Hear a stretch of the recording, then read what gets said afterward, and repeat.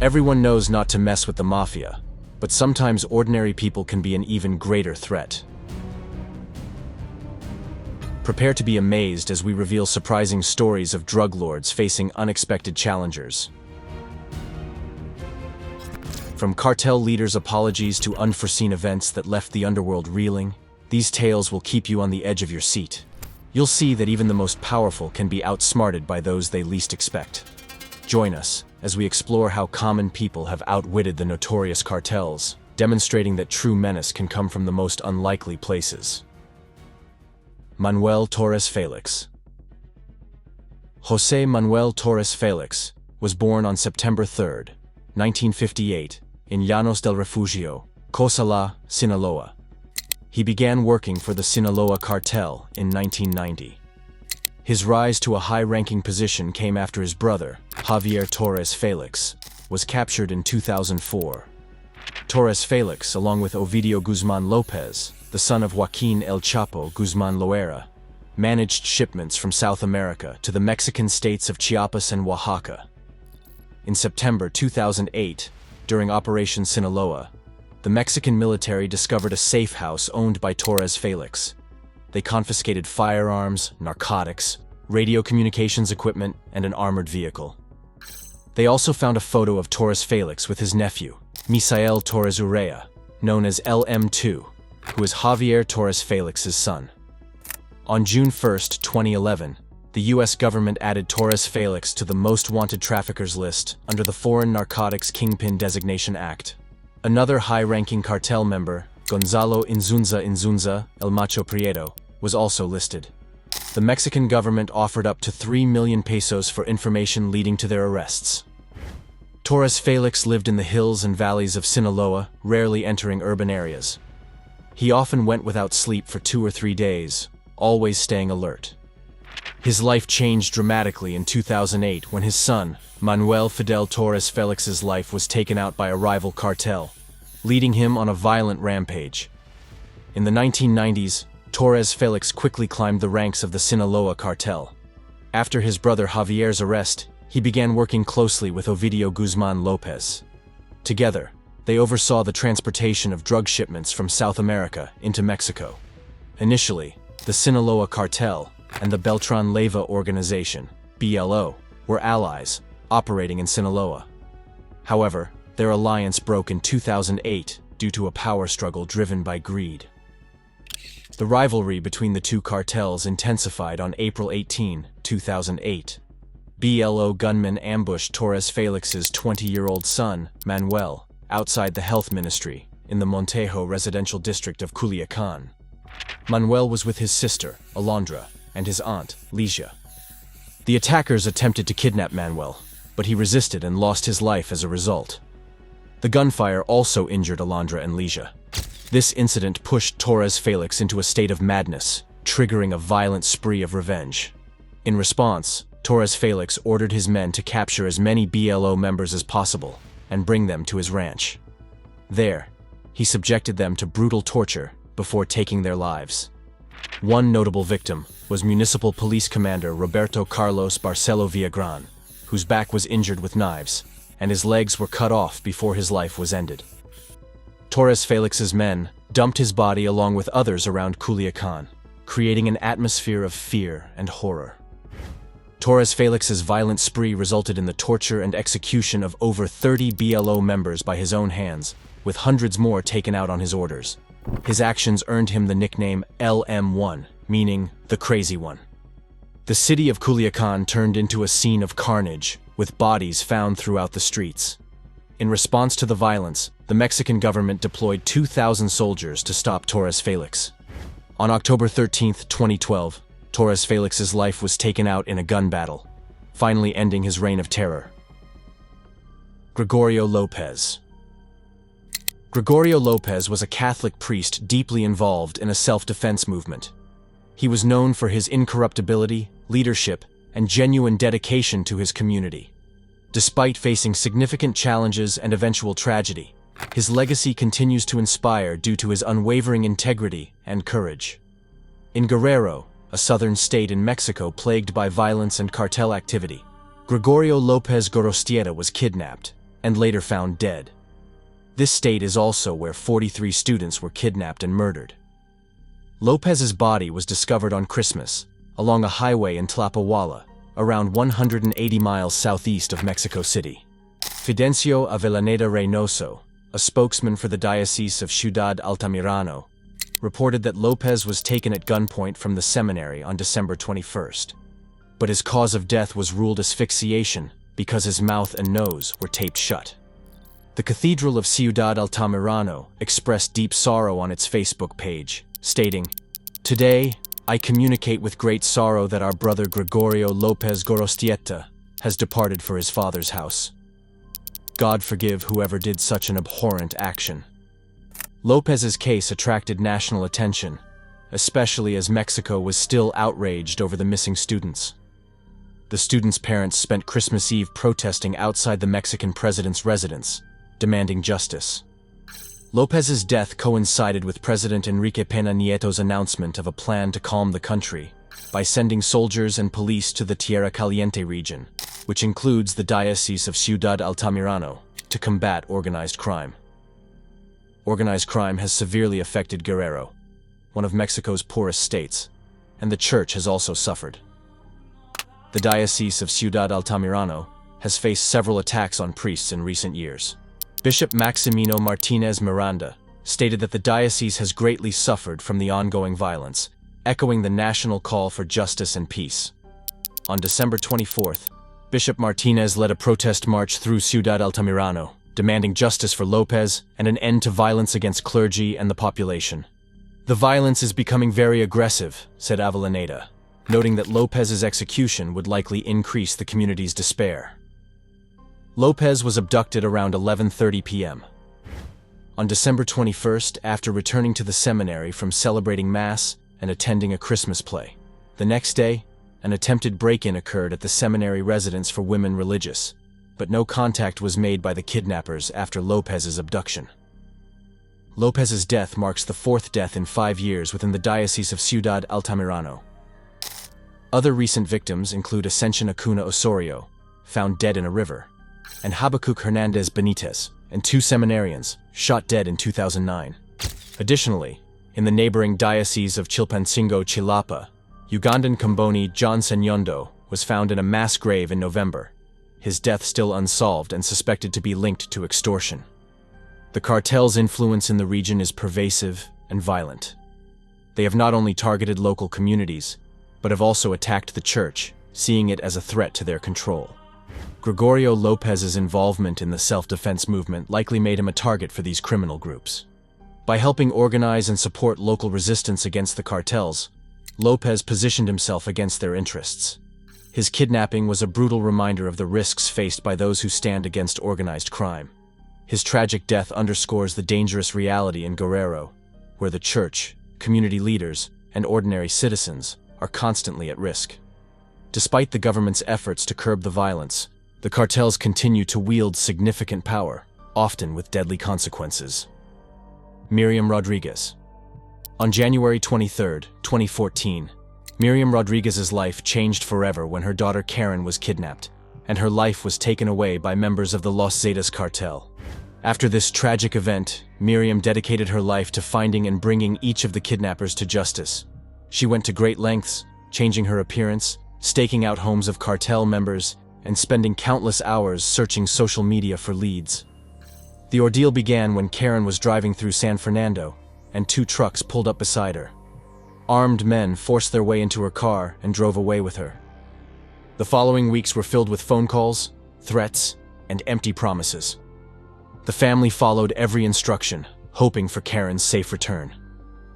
Karen's father even dropped off a bag of cash near a health clinic and waited in vain at a local cemetery for her release. But nothing happened. With no options left, Miriam made a bold move and requested a meeting with the cartel. To her surprise, one member agreed to meet her.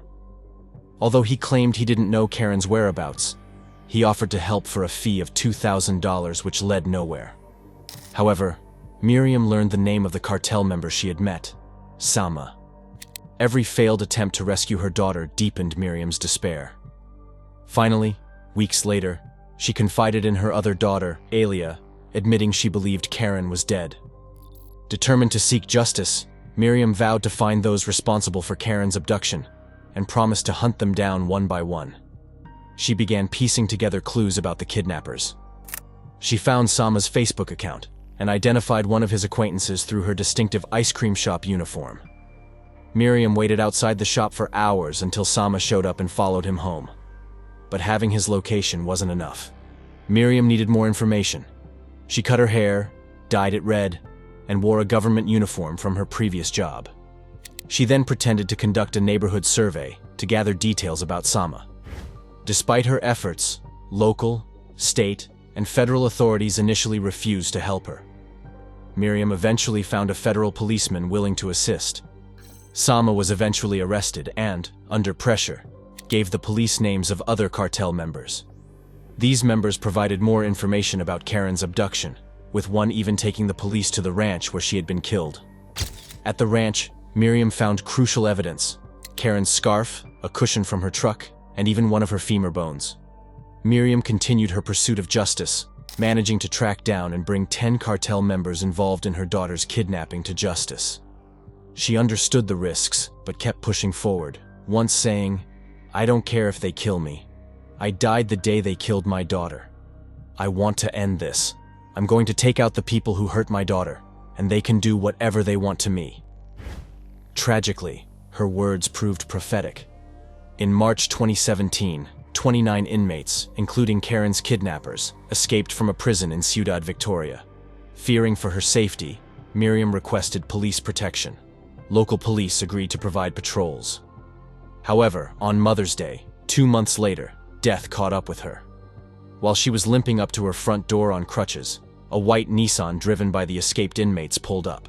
They shot her multiple times before fleeing the scene. Her husband found her in the driveway, clutching her purse, where she kept a pistol. The attack on Miriam enraged people across the state, prompting authorities to intensify efforts to find the perpetrators.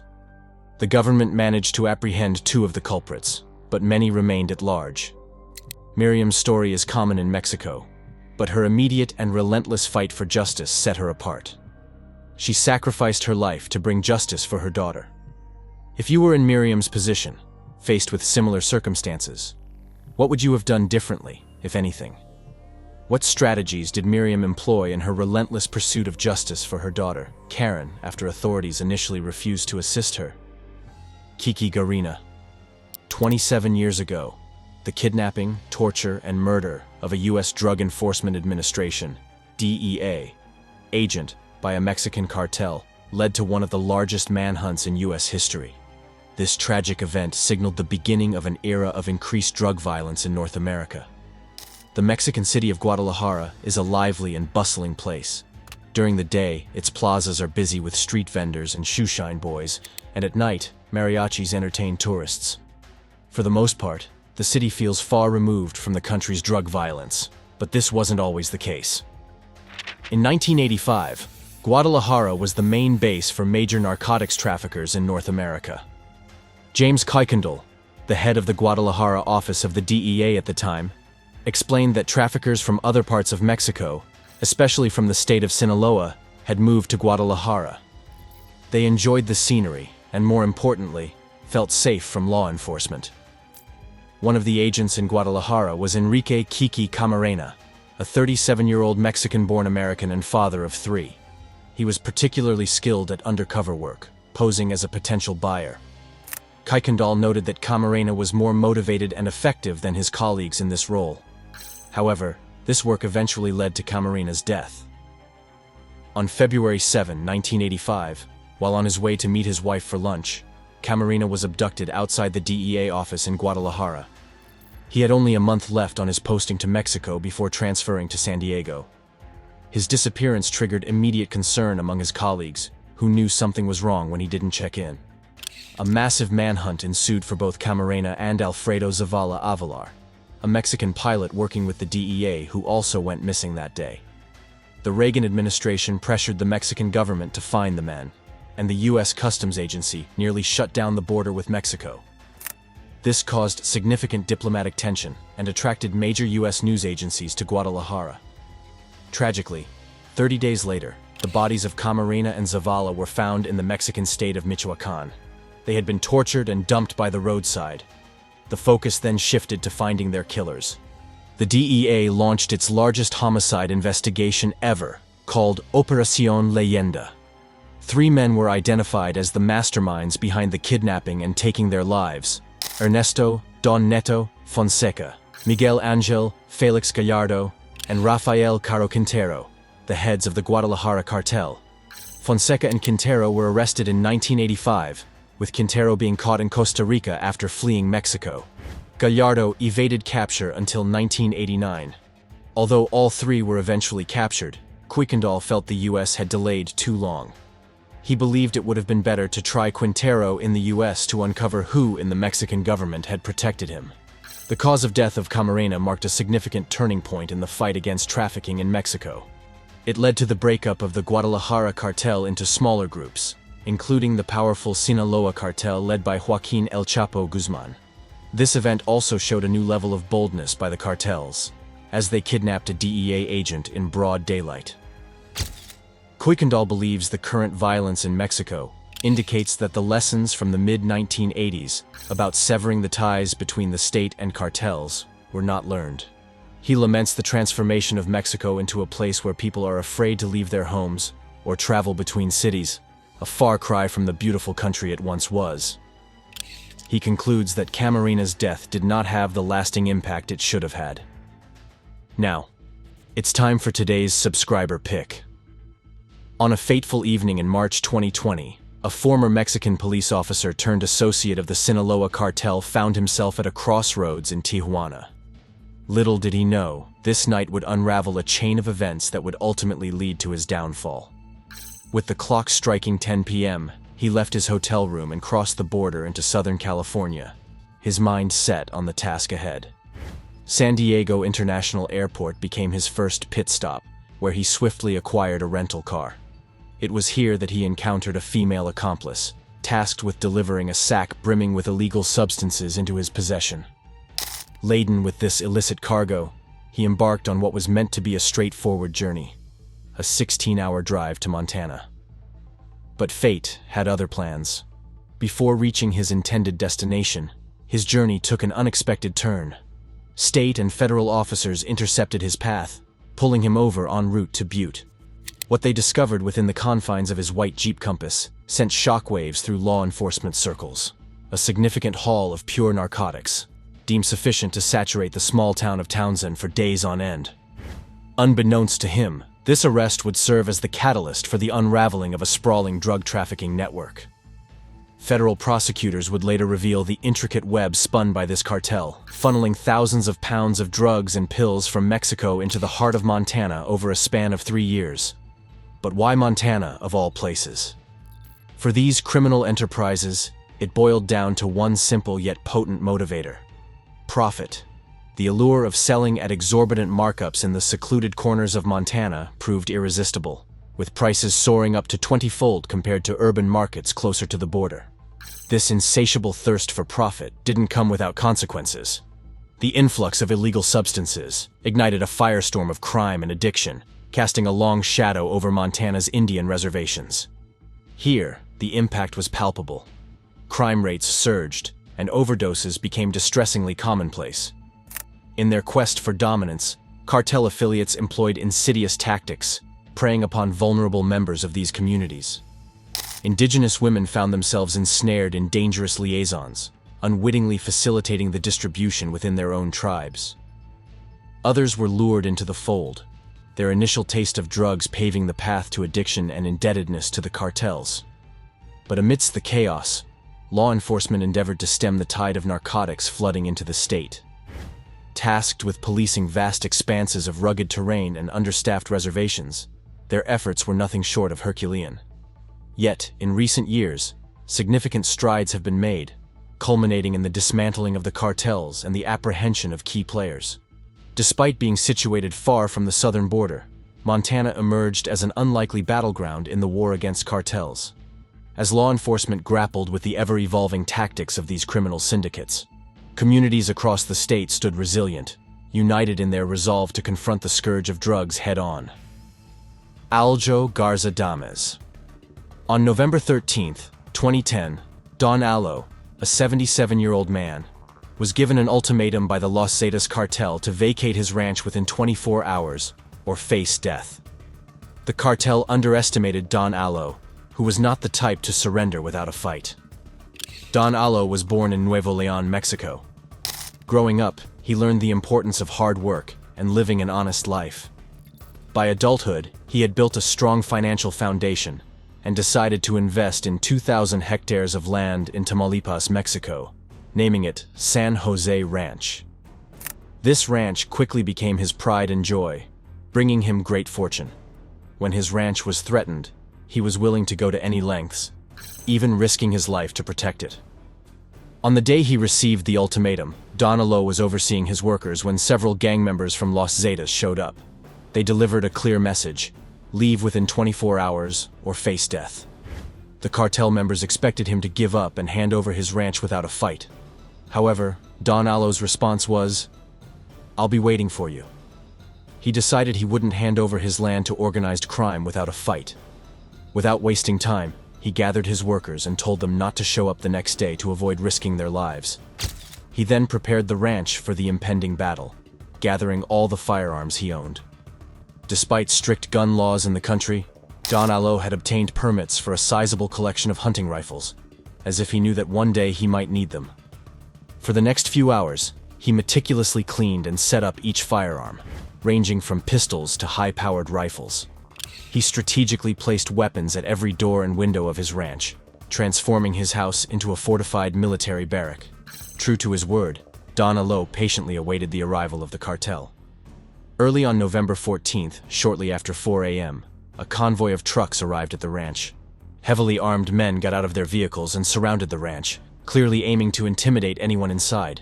As a final warning, they fired into the air, probably expecting no one to be home and for the operation to go down without a single drop of blood spilled. However, what was supposed to be an easy takeover turned into an hours-long battle. As soon as they arrived, bullets rained down on them from the windows, catching them off guard. They quickly took cover and fired back, believing they had walked into an ambush. They thought Don Allo had gathered many men inside to defend the ranch. How could they have known Don Allo was running from window to window shooting at them? He made it seem like there were many people in the house, making it difficult for the attackers to predict where the next bullet was coming from. The cartel even threw grenades into the house, but the shots kept coming from inside. More of their men kept falling. Realizing they were losing too many men, the cartel members decided to retreat, leaving 6 of their own behind. The firefight had alerted the authorities, and shortly after the cartel fled, the Mexican Marines arrived. The Marines were greeted by a horrifying sight. The property was littered with over 1,000 shell casings, and the air was thick with the smell of gunpowder. Outside the house, they discovered 4 lifeless bodies, while 2 more were unconscious. Inside, they found the lifeless body of Don Allo, who had single-handedly taken down 6 gunmen. Don Allo fought with the same dignity, courage, and honor as the best soldier. He became a cultural hero, praised for standing strong against those who, if not stopped, would bring chaos and destruction. Hipólito Mora. A quiet morning in La Ruana, a tiny town in Michoacán, Mexico, was shattered by 3 white pickup trucks speeding down the road. The locals, unsure who was driving, knew the target: Hipólito Mora, the founder of Mexico's first anti-cartel self-defense group. Guadalupe, Hipólito's brother, saw the trucks racing towards Hipólito's ranch and called him. "Hey brother, a convoy of armed men just entered the town." "I know," answered Hipólito, who was returning to his ranch in his armored SUV. "Please take care," Guadalupe said before hanging up. Minutes later, gunshots echoed throughout the town. Hipólito's SUV was ambushed on a dirt road. The assailants used .50 caliber bullets, firing over 100 rounds. Some hit the gas tank, setting the vehicle on fire. Hipólito was forced out by the flames and shot. One of the attackers then set his body on fire. He died at the scene. For many in Michoacán, Hipólito's brutal death on June 29th marked the end of a civilian movement that began in La Ruana a decade ago. For a few, it was a new reason to take up arms again.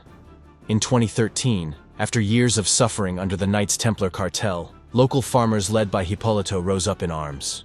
They created Mexico's first self-defense movement to reclaim their land from the cartel's oppression. Within 10 months, hundreds of armed civilians expelled the Knights Templar from their territory.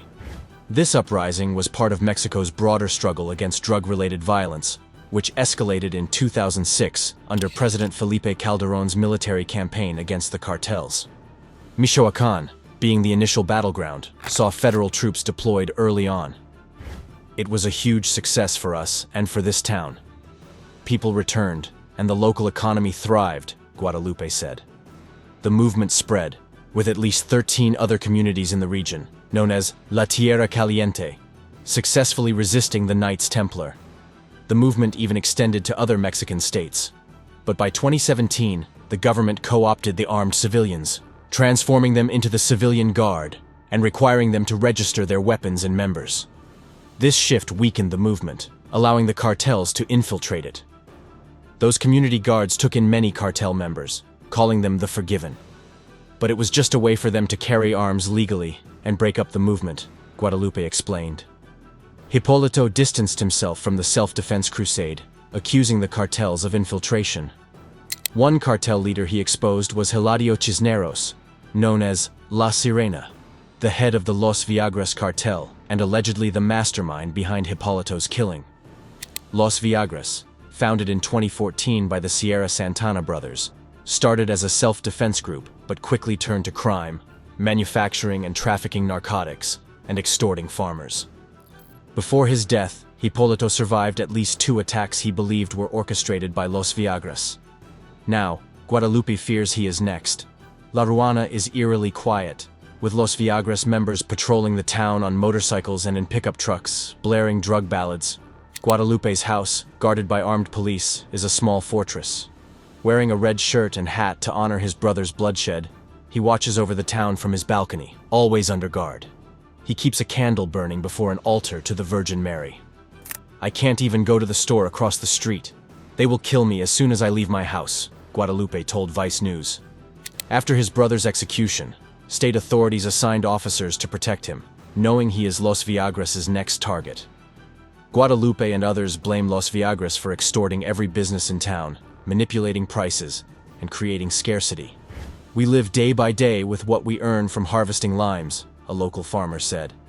"But there are days when Los Viagras tell us to leave early, and we barely make any money." Hipólito's house stands as a grim reminder of the violence, with a burned truck outside from the attack that took his life. "We've lost all hope," a neighbor said. "We do what we need to survive until we can't afford to pay the extortion fees anymore." 10 years ago, the silence in La Ruana was one of peace and hope after the storm. Today, it feels like a graveyard's quiet, perhaps the calm before another storm. Residents of Texcaltitlan. In central Mexico, a drug cartel kidnapped 14 residents, including 4 children, in apparent retaliation for a recent uprising by local farmers. This clash earlier in the month had resulted in the death of 10 cartel members. Farmers in Texcaltitlan and a nearby hamlet were frustrated with the cartel's extortion demands. Armed with simple weapons like sickles and hunting rifles, they confronted the gang on December 8. The ensuing violence involved gunfire, and the farmers killed several cartel members. Unfortunately, 4 villagers also lost their lives in the conflict.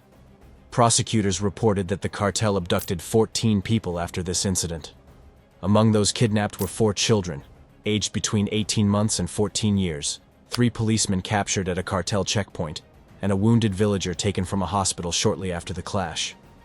There is some speculation about a symbolic meaning behind the fact that 14 gunmen's lives were taken away and 14 people were kidnapped, but this remains unconfirmed. José Luis Cervantes, the head prosecutor for the state of Mexico, stated that no ransom demand had been received. Initially, state officials had claimed that no one was kidnapped, describing them as missing instead. However, local residents reported that the Familia Michoacana cartel was demanding the surrender of the uprising's leaders in exchange for the release of the kidnapped individuals. Cervantes assured that none of the villagers would face charges for the December 8 clash, classifying their actions as legitimate self-defense, since they were protecting their properties. The Familia Michoacana cartel, which has long dominated the region, had previously demanded that local farmers pay extortion fees per acre of land. The confrontation took place in Texcaltitlan, approximately 80 miles southwest of Mexico City. A video from the clash showed the cartel gunmen wearing military-style uniforms, some with helmets. The villagers retaliated by setting the bodies and vehicles of the attackers on fire.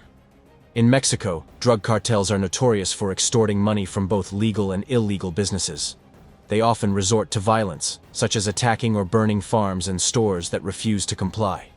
The Familia Michoacana cartel is particularly ruthless, known for ambushing police and committing large-scale massacres. In 2022, they were responsible for killing 20 townspeople in Totolapan, Guerrero, including the town's mayor and his father. The situation in Texcaltitlan reflects the ongoing struggle between local communities and powerful drug cartels in Mexico. Despite the villagers' desperate and courageous stand, the threat from the cartel remains severe, with lives still hanging in the balance. Gulf Cartel members attack innocent tourist. 4 Americans were kidnapped when they crossed the border into northern Mexico for a medical procedure. Tragically, 2 of them lost their lives in the incident.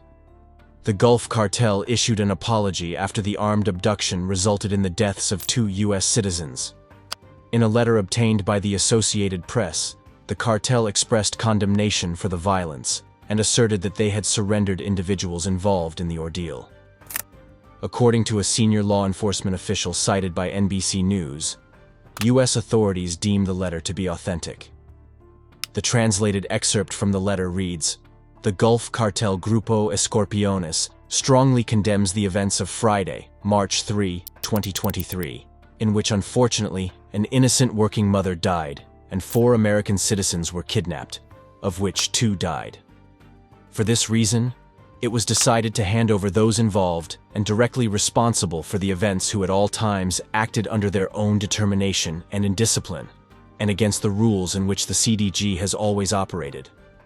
The incident occurred as the Americans drove into Matamoros, Mexico, situated just south of Brownsville, Texas, for a medical procedure.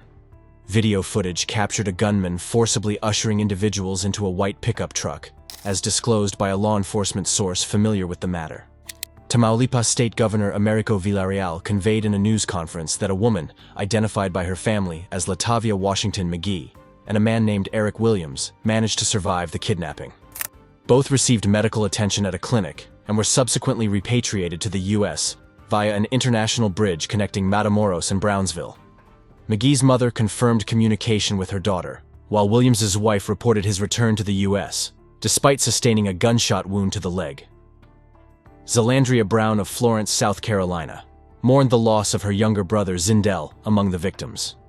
Another member of the group was identified by Aaliyah McLeod as Shaeed Woodard. The remains of Woodard and Brown were surrendered to U.S. authorities in Brownsville, as reported by the AP. McLeod disclosed that the group hailed from South Carolina and had embarked on the journey in a rental vehicle bearing North Carolina license plates upon entering Matamoros. Williams' wife described the group as childhood friends.